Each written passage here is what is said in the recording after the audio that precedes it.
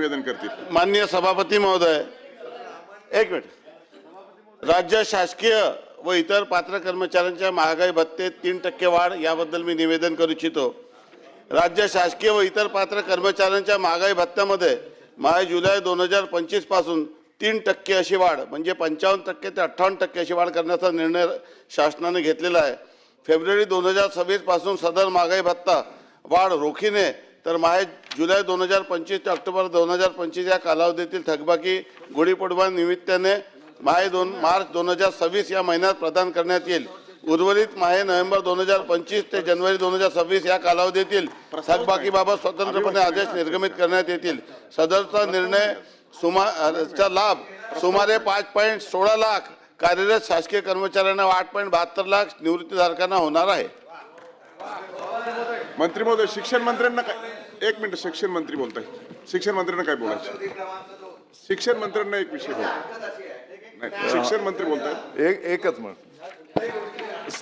सभापती महोदय, आत्ताच लक्षवेधी क्रमांक 1 वर चर्चा या ठिकाणी 1 आणि 6 आदरणीय शेलार साहेब या ठिकाणी सन्माननीय सदस्य महोदयांच्या बऱ्याचशा सूचना शिक्षण विभागाशी संबंधित पण त्या ठिकाणी होत्या. आता योगायोग असा आहे की कालच मी माननीय शेलार साहेबांना काल आम्ही गप्पा गोष्टी करत असताना मी सांगत होतो की शेलार साहेब, यापूर्वी तुम्ही या विभागाचा कार्यभार अतिशय चांगल्या पद्धतीने पार पाडलेला आहे आणि येणाऱ्या काळामध्ये तुम्ही पण या विषयाचा कार्यभार तुम्ही घ्यावा अशा प्रकारचं विनंती मी त्यांना करत होतो.